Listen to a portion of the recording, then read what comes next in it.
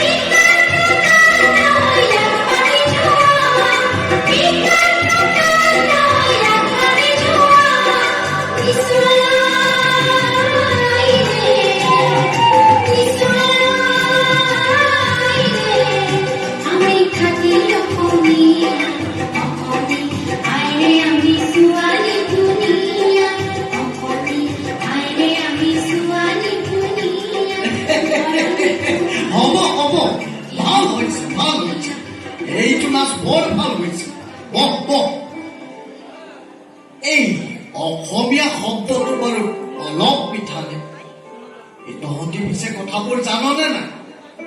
অসম বুলি অসমীয়া বুলি আগতে একোৱেই নাছিল।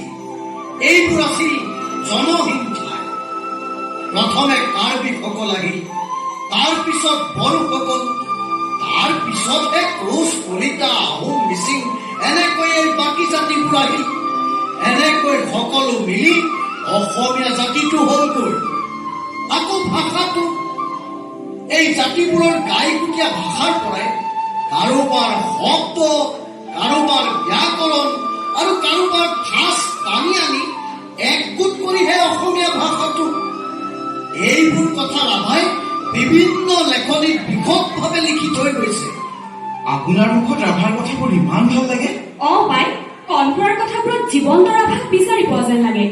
31 জানুৱাৰী 1909 চন ঢাকাৰ সেনাচৌৰীত জন্ম হোৱা ৰাভা তেজপুৰত লৰালি। মেট্ৰিকত দৰং জিলাৰ ভিতৰত প্ৰথম হৈ কুইন এম্প্ৰেছ বঁটা পোৱা ৰাভা।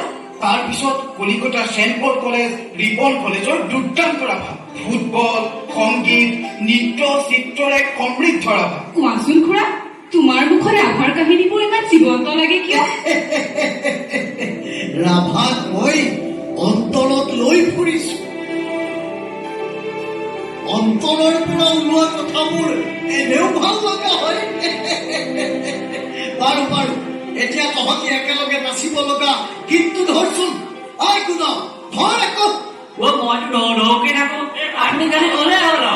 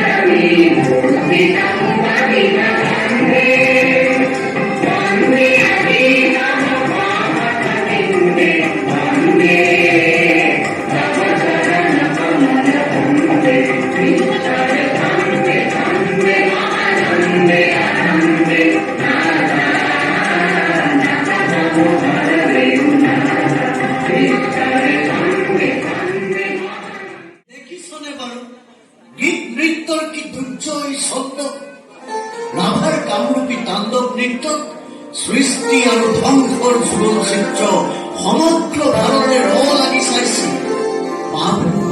বেলেৰিনাৰ দীক্ষা, ৰাভাৰ একলব্য শিক্ষা, উদয় শংকৰ ৰাধাকৃষ্ণনৰ প্ৰশংসা ভাবিলে আজিও ৰোমাঞ্চিত হৈ উঠে।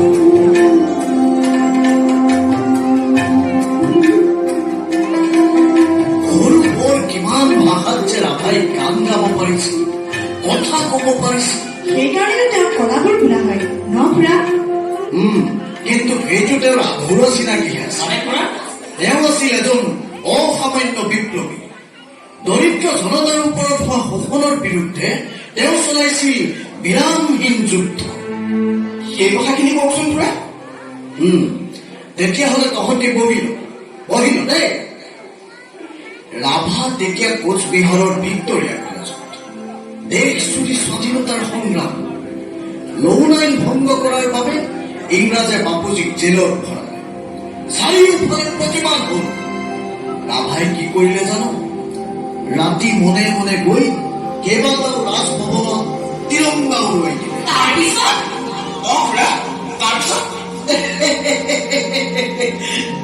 বগালে বৰ লাজ পালে। ৰাভাক বিচাৰি খদম লাগিল। সুবিধা বুজি ৰাভা পলাই আহি তেজপুৰ পালে। তাৰপিছত তেজপুৰতো এটি ছাত্ৰ আন্দোলনৰ নেতৃত্ব উত্তপ্ত ভাষণ, সমদল, তাৰ পিছত পুলিচৰ লাঠি চালনা, পুলিচে গুলি চলাব খুজিছে। ৰাভাই বুকু পাতি দিলে, চলোৱা গুলি, আমাক গোলামী নালাগে, মুক্তি লাগে। চিপাহী পিছুৱাই যাবলৈ বাধ্য। আকৌ কোচবিহাৰ, আকৌ অঘটন। এইবাৰ ৰাভাই ৰাজভৱনৰ সন্মুখতে লিখি দিলে, ৰাজ্যে আছে দুইটি মাথা, একটি কালো একটি সাদা, ৰাজ্যেৰ যদি মঙ্গল চাও দুইটি মাথা বলি দাও। তাৰপিছত হবলে আৰু কিটো আছে। ৰাভা কলেজৰ পৰা বহিষ্কাৰ, পুলিচৰ বিচাৰ খোচাৰ, ৰাভাৰ পলায়ন।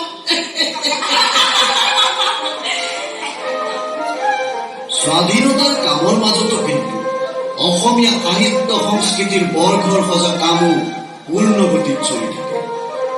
জ্যোতি ককাইদেউৰ অভিন্ন সহচৰ হৈ গীত চিনেমাৰ কষ্টসাধ্য কামবোৰ দিনে ৰাতিয়ে কৰি গ'ল। 1942 শোৱাপাতিৰ পৰাই চোচৰাই বাপুক কাৰাগাৰলৈ নিলে।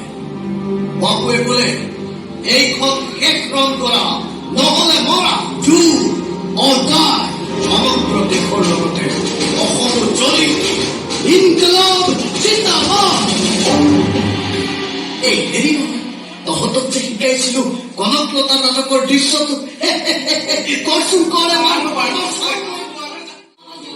বিশ্ববিজয় নৱজোৱান, বিশ্ববিজয় নৱজোৱান, বিশ্ববিজয় নৱজোৱান, শক্তিশালী ভাৰত ওলাই আহা সন্তান তুমি বিপ্লৱৰ। বিশ্ববিজয় নৱজোৱান, বিশ্ববিজয় নৱজোৱান, বিশ্ববিজয় নৱজোৱান, বিশ্ববিজয় নৱজোৱান। ঐ কনক, কনক, ক'ত যা? সমদললৈ গ'লে কিন্তু তোৰ ঘৰত মাৰিব। মোমাই বন্দুক এটালৈ বিচাৰি ফুৰিছে। বল, ঘৰলৈ বল। মাৰিলেও মাৰিব। আই অসমীৰ বিপদৰ সময়ত কাপোৰ সৰুৱাই ঘৰত সোমাই আছে। দেখা নাই কেনেকৈ হৃদয় ভাঙি মানুহ আহিছে? মই যামেই, সমদললৈ মই যামেই। তেতিয়াহ'লে মৰি যা। বিশ্ববিজয় নৱজোৱান, বিশ্ববিজয় নৱজোৱান, বিশ্ববিজয় নৱজোৱান, বিশ্ববিজয় নৱজোৱান, শক্তিশালী ভাৰত ওলাই আহা সন্তান তুমি বিপ্লৱৰ। বিশ্ববিজয় নৱজোৱান, আমি শেষবাৰৰ বাবে কৈছো, আইন হাতত তুলি নল'ব, থানাৰ চৌহদত প্ৰৱেশ নকৰিব। নাই, আমি কৰিমেই। আজিৰ অভ্যুত্থানত কংগ্ৰেছৰ তিৰংগা নাচিব লাগিব।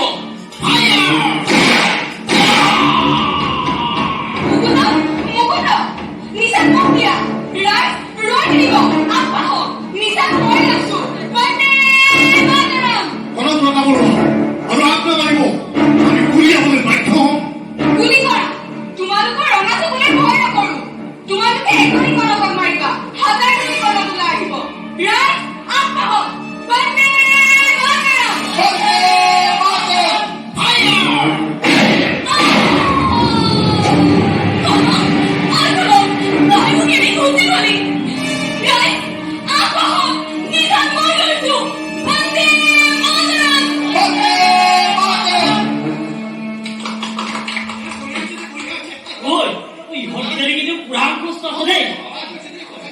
অৱশেষত বহুতো বলিদানৰ অন্তত দেশ স্বাধীন হল। 1947 চনৰ 15 আগষ্ট দেশে স্বাধীনতা পালে। নেহেৰুৱে তিৰংগা ওলালে, গান্ধীয়ে অনশন কৰিলে আৰু ৰাভাই ক'লা পতাকা উৰালে। ক'লা পতাকা কিয়? গান্ধীয়েনো কিয় অনশন কৰিলে? দেশ বিভাজনত গান্ধীয়ে বৰ দুখ পালে। আৰু ৰাভাই পালে নতুন সংগ্ৰামৰ সন্ধান। ৰাভাই ক'লে, দেশ স্বাধীন হল, কিন্তু দেশত মানুহ নোহোৱা। দেশ স্বাধীন হল, কিন্তু শ্ৰমিকৰ উন্নতি নহল, গৰীবৰ মুক্তি নহল। এই স্বাধীনতা ভুৱা। কথাবোৰচোন এতিয়াও একেই আছে। ৰাভাৰ কথাবোৰ সদায় প্ৰাসংগিক হৈ থাকিব। সমগ্ৰ অসম জুৰি ৰাভাই আৰম্ভ কৰিলে গণ আন্দোলন। অদম্য, অক্লান্ত, পাহাৰ ভৈয়াম বেকাকাৰ কৰি সম্প্ৰীতিৰ বাণী লৈ ৰাভা ঘূৰি ফুৰি গাঁৱে গাঁৱে মানুহক অধিকাৰ আৰু ন্যায্যতাৰ শিক্ষা দিয়ে। এখন হাতত ষ্টেণ্ড গান আৰু টাচ কেপিটেল, আনহাতে সাহিত্য সংস্কৃতিৰ বৰপেটা লিখি গ'ল বহুতো মানুহ জগোৱা গান।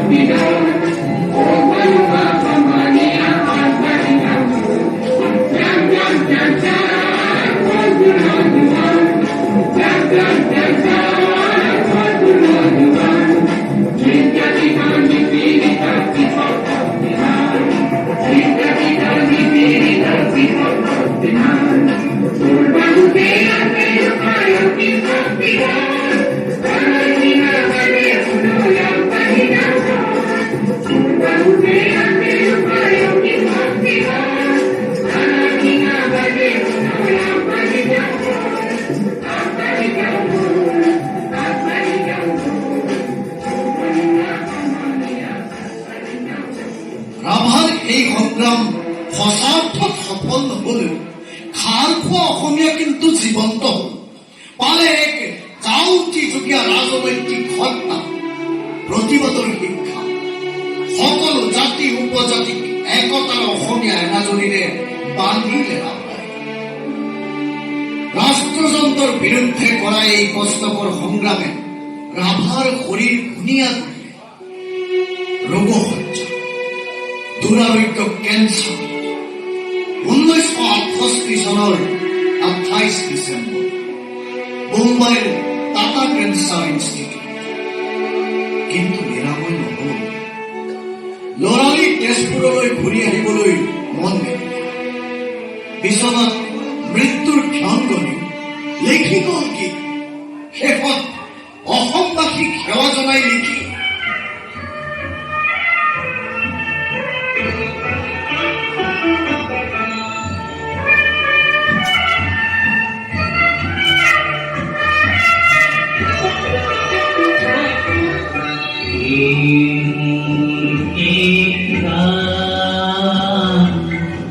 জীবন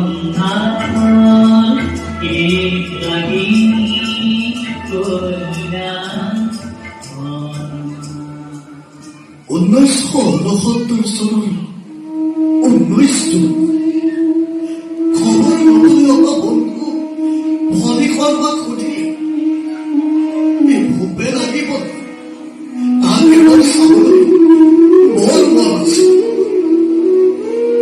20 জুন ৰাতি 2:05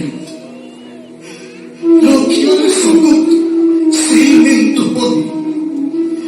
হঠাৎ এটা মৃদু আৰ্তনাদ হ'ল। তাৰ পিছত সকলো শেষ। অসমীয়াৰ মহান সন্তান পঞ্চভূতত বিলীন হৈ গ'ল। খুড়া, অকণমান বহকচোন খুড়া।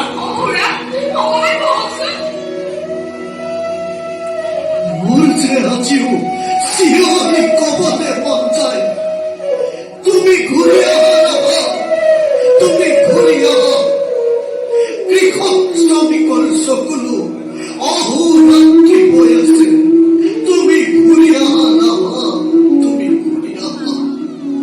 স্বাধীনতাৰ পোহৰ তেওঁলোকে আজিও পোৱা নাই। তেওঁলোকৰ পৃথিৱীত আজিও আখিৰ অন্ধকাৰ ৰাতি, আজিও সুখৰ দেখি কান্দি। তহঁতিও মোৰ লগতে গা, তহঁতিও মোৰ লগতে গা। বিষ্ণু ৰাভা এতিয়া কিমান ৰাতি তুমি খাই আছা